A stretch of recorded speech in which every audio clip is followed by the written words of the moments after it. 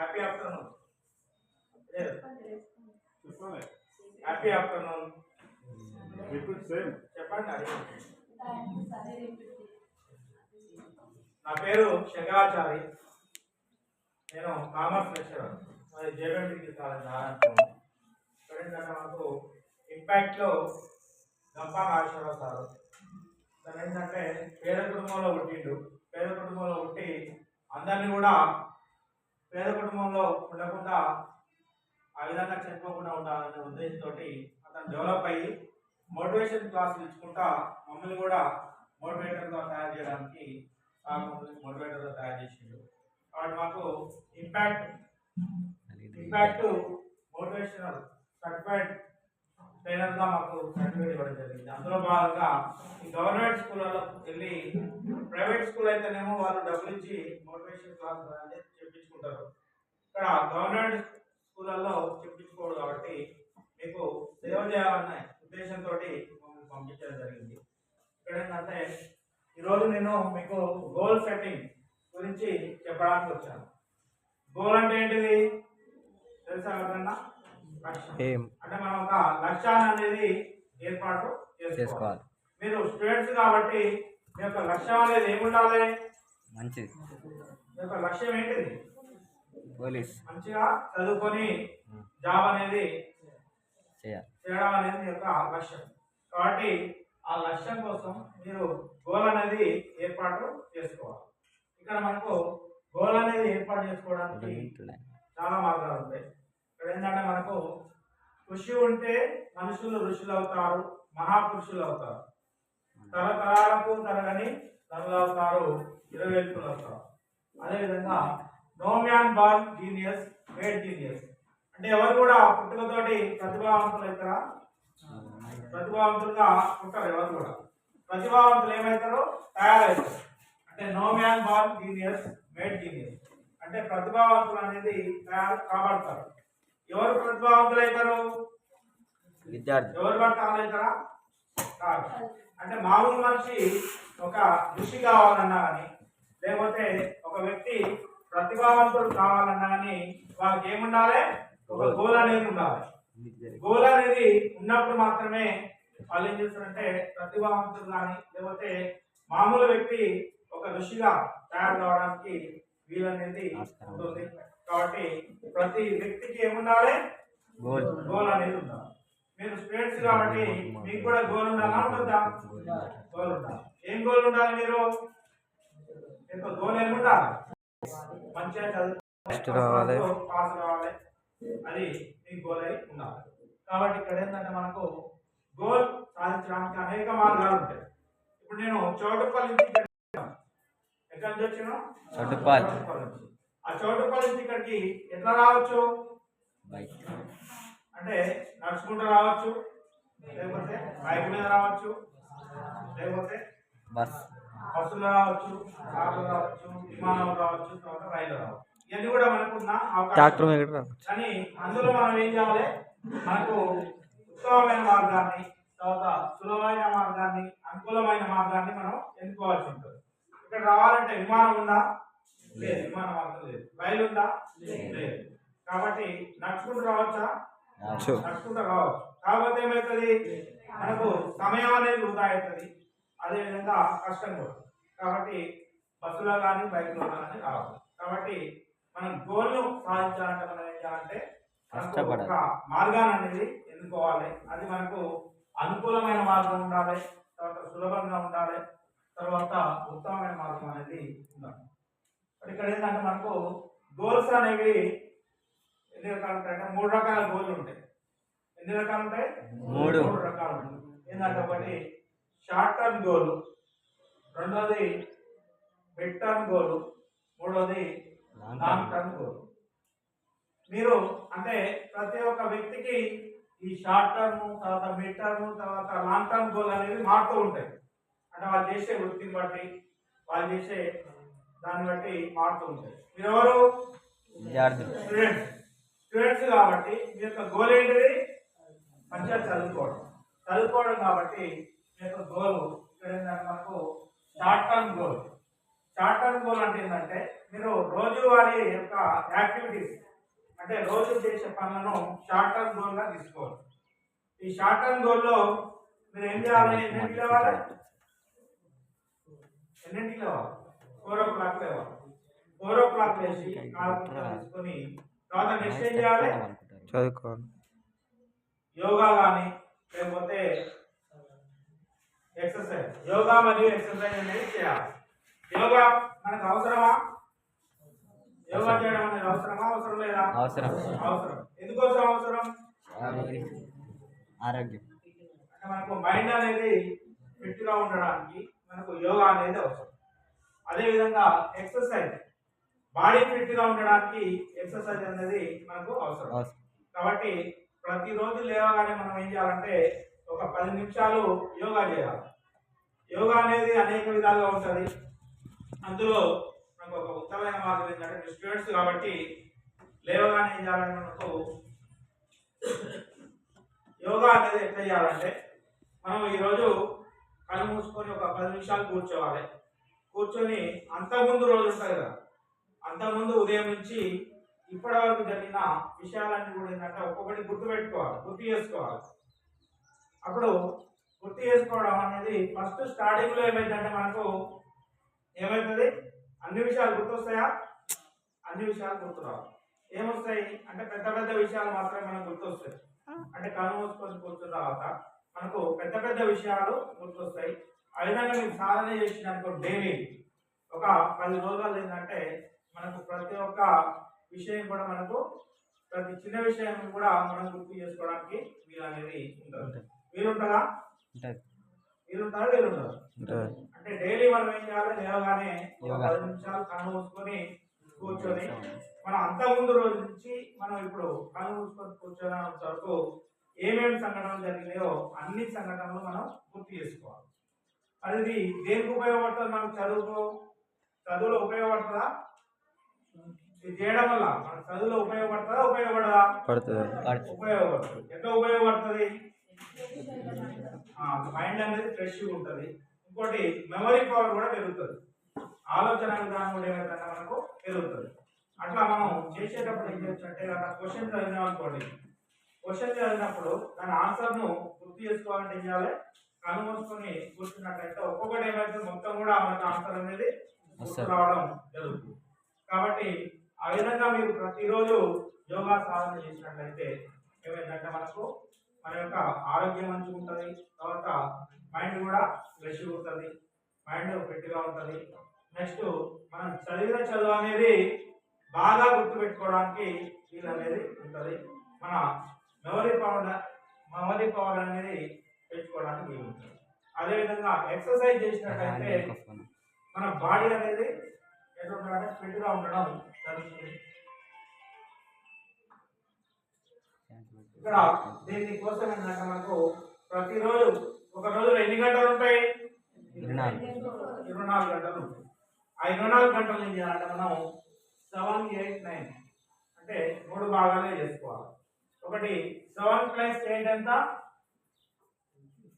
7 + 8 15. 15 + 9 24. అంటే మనకు ప్రతిరోజు 24 గంటలు ఉంటాయి.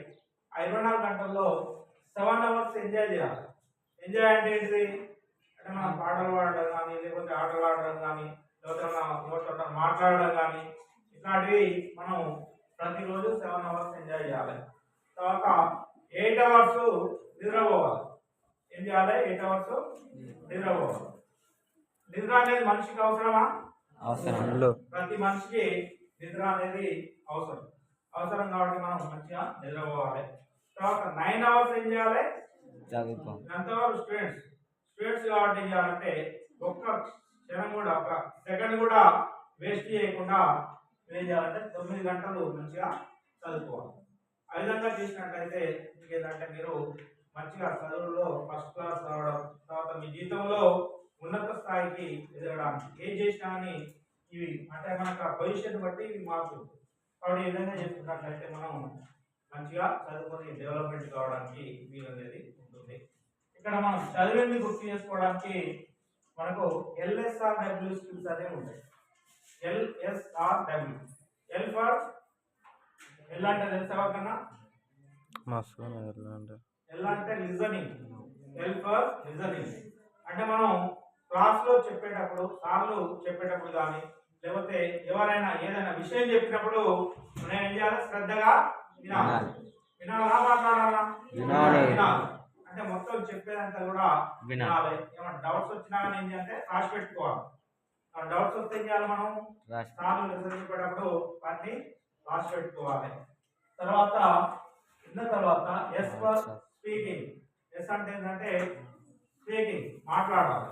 ఎప్పుడు మాట్లాడాలి? సార్ కానీ లేకపోతే మేడం కానీ మిమ్మల్ని మొత్తం లెసన్ అయిన తర్వాత డౌట్స్ అడగమన్నప్పుడు మనం ఏం చేయాలి? మాట్లాడాలి. అంటే మనం డౌట్స్ రాసి పెట్టుకున్న డౌట్స్ అనేది కూడా మనం స్పష్టంగా అడగాలి. క్లియర్గా అడిగినట్లయితే ఏమవుతుంది? మనకు డౌట్స్ ఉండవు. తర్వాత ఎవరికైనా డౌట్స్ ఉన్నా అనేవి తీసుకోవడం జరుగుతుంది. అంటే మనం సార్లు చెప్పేటప్పుడు, మేడం చెప్పేటప్పుడు మంచిగా శ్రద్ధగా వినాలి. విన్న తర్వాత వాళ్ళు అడగమన్నప్పుడు మనం మాట్లాడాలి. కానీ మాట్లాడాలన్నప్పుడు రాసుకొని తప్పు చేయకుండా తర్వాత చెప్పేటప్పుడు ముచ్చట పెడితే ఏమవుతుంది? వస్తుందా? మనకు చదువు వస్తుందా? కాబట్టి ఎల్ అంటేనేమో లిజనింగ్, మంచిగా వినాలి. తర్వాత ఎస్ అంటే స్పీకింగ్ అంటే మనం మంచిగా మాట్లాడాలి. ఎప్పుడు మాట్లాడగలుగుతాం మనం మంచిగా? ఎవరైతే మంచిగా చెప్పేటప్పుడు, ఎదుటి వాళ్ళు చెప్పేటప్పుడు మంచిగా వింటారో వాళ్ళు మాత్రమే మంచిగా మాట్లాడగలుగుతారు. కాబట్టి నెక్స్ట్ ఆర్ అంటే రీడింగ్. ఆర్ ఫర్ రీడింగ్ అంటే మనం ఇది అయిపోయిన తర్వాత నెక్స్ట్ ఏం చేయాలంటే మంచిగా చదవాలి. మనం క్లాస్ లో మొత్తం వింటాం. లెసన్ విన్న తర్వాత ఇంటికి పోయిన తర్వాత నెక్స్ట్ ఏంటంటే మనం పునశ్చరణ అనేది చేసుకోవాలి. మనం విన్నది మొత్తం ఏం చేయాలంటే ఒకసారి ఇంటికాడికి పోయిన తర్వాత మంచిగా వినాలి, మంచిగా చదవాలి. మన బుక్స్ కానీ లేకపోతే ఏం లేనప్పుడు వేరే మంచి మంచి పుస్తకాలు కానీ మనం చదవాలి. తర్వాత నెక్స్ట్ ఏంటంటే డబ్ల్యూ ఫర్ రైటింగ్ అంటే చదివినంతా కూడా ఏం చేయాలి? మనం మంచిగా రాయాలి. అంటే పేపర్ మీద పెట్టాలి. ఎందుకోసం రాయాలి? అంటే మనం 10 సార్లు చదివిన దానికి ఒకసారి రాసినట్లయితే మనం 10 సార్లు చదివిన దాంతో సమానం. కాబట్టి మనం ఏంటంటే రాయాలి. ఇక్కడ మనం LSRWC అంటే ఎల్ ఫర్ అంటే మనం మంచిగా వినాలి. ఎవరు చెప్పినా అని చెప్పేటప్పుడు మంచిగా వినాలి. ఎస్ ఫర్ స్పీకింగ్ అంటే మనం డౌట్స్ ఏమైనా ఉన్నట్లయితే మనం మాట్లాడాలన్నప్పుడు మంచిగా మాట్లాడాలి. తర్వాత ఆర్ అంటే రీడింగ్, మంచిగా చదవాలి. తర్వాత అంటే మనం రీడింగ్ అంటే పునశ్చరణ చేసుకోవాలి. క్లాస్ లో అయినా కూడా మనం ఏం చేయాలంటే ఇంటికి పోయి ఒకసారి పునశ్చరణ చేసుకోవాలి. అంటే చదవాలి. చదివిన తర్వాత ఆయన కూడా రాయాలి. ఇక్కడ మనకు లిజనింగ్, వినడం ద్వారా ఏంటంటే మనకు ఓన్లీ 20% మాత్రమే మనకు వస్తుంది. మనం విన్నప్పుడు ఎంత వస్తుంది? మనకు ఓన్లీ 20% మాత్రమే మనకు వస్తుంది. తర్వాత రీడింగ్ చదివినప్పుడు మనకు ఎంత వస్తుంది? 40 నుంచి 50% వరకు మనకు అర్థమైంది. 40 నుంచి రాసుకోండి. రాసుకోండి. ఇక్కడ లెర్నింగ్ అనేది 20%. అంటే మనం విన్నప్పుడు 20% మనకు గుర్తుంది, 20% వరకు మనకు గుర్తుంది.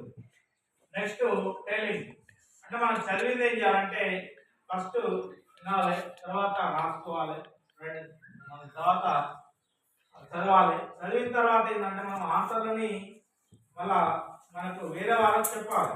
క్వశ్చన్ ఆన్సర్ ఒకరు అడుగుతుంటే ఇంకోళ్ళు అని చెప్పాలి. చెప్పడం వల్ల మనకి ఏంటంటే 100% గుర్తుంటుంది. రాయడం వల్ల మనకు గుర్తుండదు, వినడం వల్ల గుర్తుండదు. ఎట్లా గుర్తుంటుంది మనకు? చెప్పడం వల్ల. అంటే మనకు వచ్చింది వాళ్ళు ఏం చేస్తారు?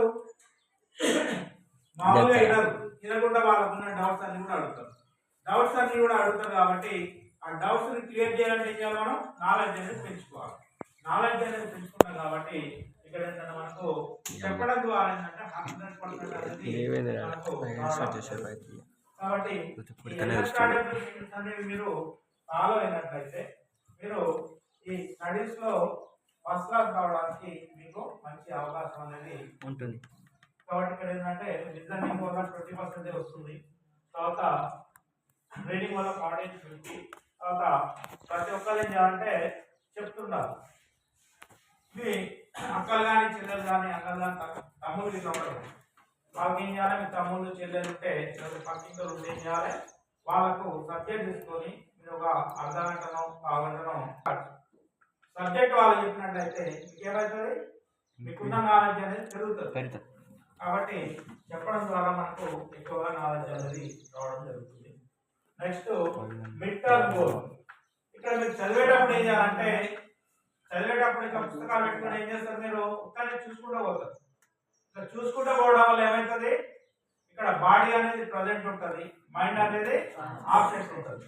ఇలా పెట్టుకొని చదివేటప్పుడు ఏంటంటే మనం ఇక్కడ కూర్చుంటాము, కానీ మన ఆలోచించేది ఏం చేస్తాము, టీవీలో ఏం ప్రోగ్రామ్ వస్తుందో, మా అమ్మ ఏం చేస్తుందో, మా ఆయన ఏం చేస్తుందో, మా చెల్లి ఏం చేస్తుందో, ఆ విధంగా ఆలోచిస్తాం. అంటే ఓన్లీ ఇట్లా పెట్టుకొని చదవడం వల్ల ఏంటంటే మనకు ఏమవుతుంది, ఓన్లీ బాడీ అనేది ప్రజెంట్ ఉంటుంది, మైండ్ అనేది ఆబ్సెంట్ ఉంటుంది. మన మైండ్ కూడా ప్రజెంట్ ఉండాలంటే మనం ఏం చేయాలి, కొంచెం బయటికి చదవాలి. చదివేటప్పుడు ఏం చేయాలంటే మనం కొంచెం సౌండ్ వచ్చేటట్టు బయటికి చదవాలి. ఆ చదవడం వల్ల ఏమవుతుంది, కాన్సన్ట్రేషన్ అనేది బయటికి పోదు, వేరే విషయాల గురించి ఆలోచించాలి. అట్లా ఆలోచించకుండా ఏం చేస్తాం, మనం చదివే దాని మీద మన యొక్క కాన్సన్ట్రేషన్ ఉంటుంది. కాబట్టి ఆ విధంగా చదవడం వల్ల ఏంటంటే మనకు ఎంత చదువుతామో అంత మన మైండ్లకు ఎక్కడం జరుగుతుంది.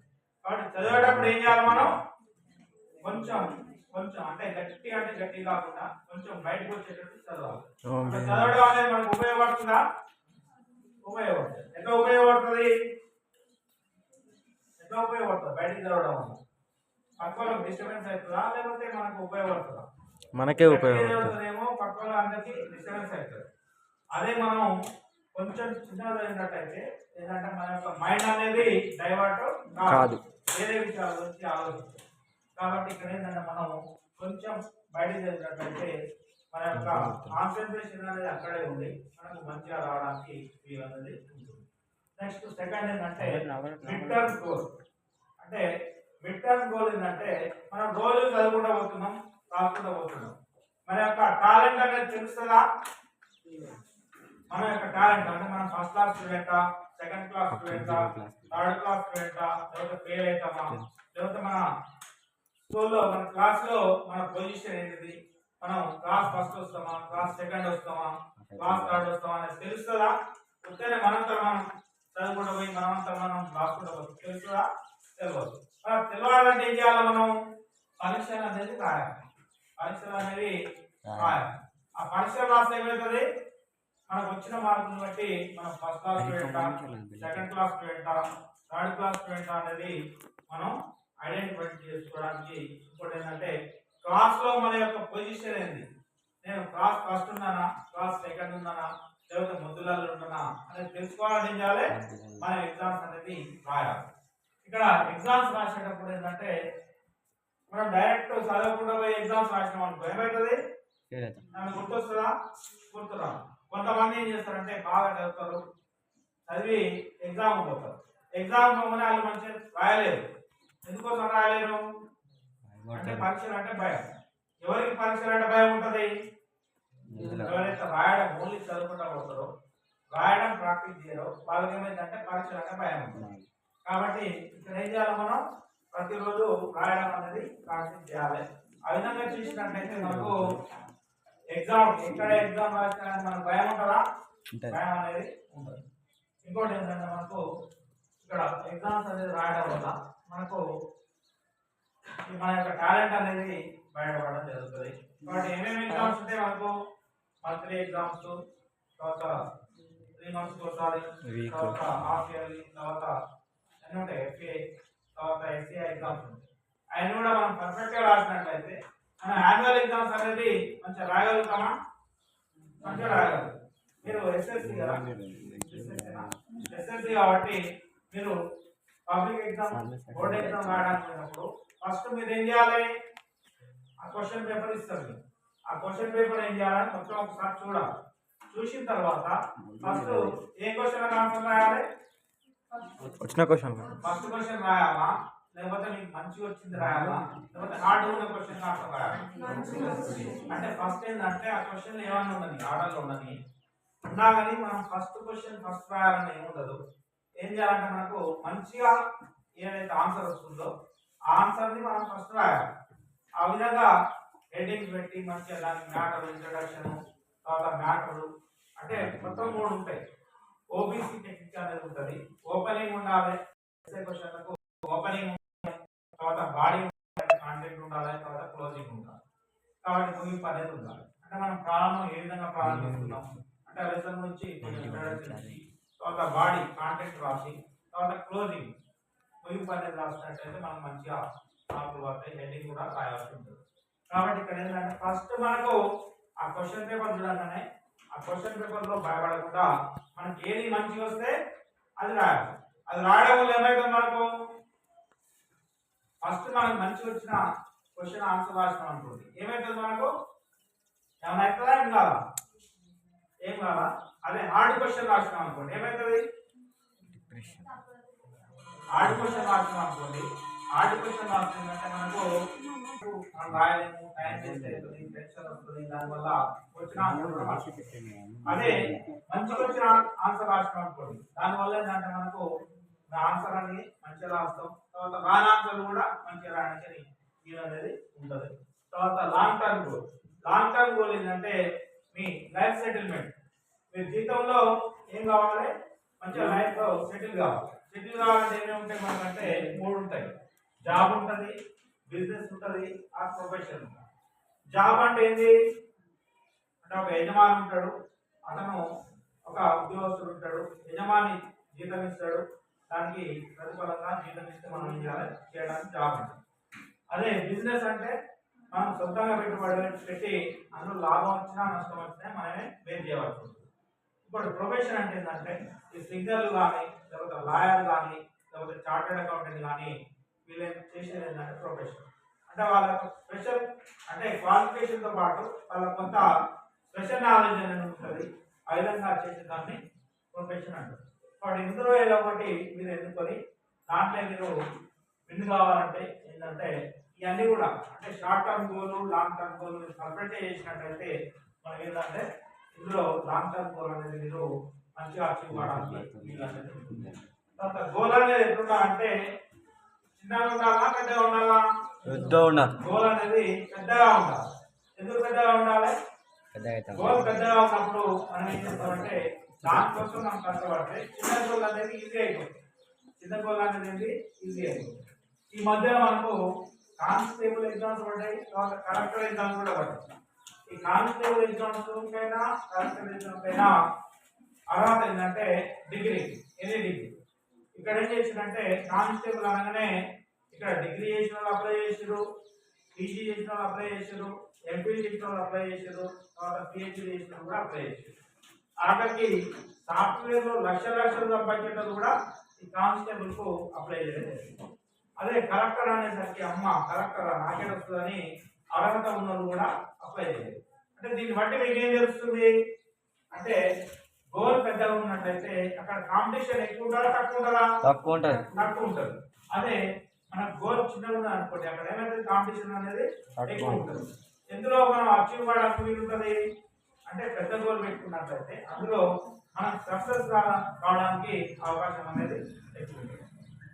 తర్వాత ఇక్కడ ఏంటంటే మనకు క్లాసులో 100 మెంబర్స్ ఉంటే అందులో 20% ఏమో విన్ అవుతారు, 80% ఏమో ఫెయిల్ అవుతారు అంటే అంత ఉంటుంది.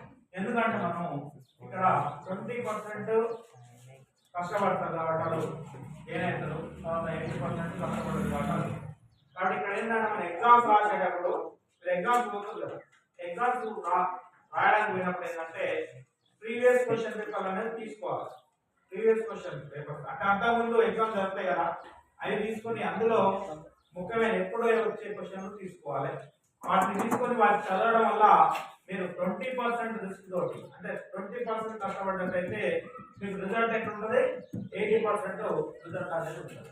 కాబట్టి 20% రిస్క్ తోటి 80% ఏ విధంగా చేయాలి, మనం ప్రీవియస్ క్వశ్చన్ పేపర్ తీసుకొని వాటిని ప్రిపేర్ అయినట్లయితే తక్కువ కష్టంతో ఎక్కువ ఫలితం అనేది పొందడానికి వీలుంటుంది.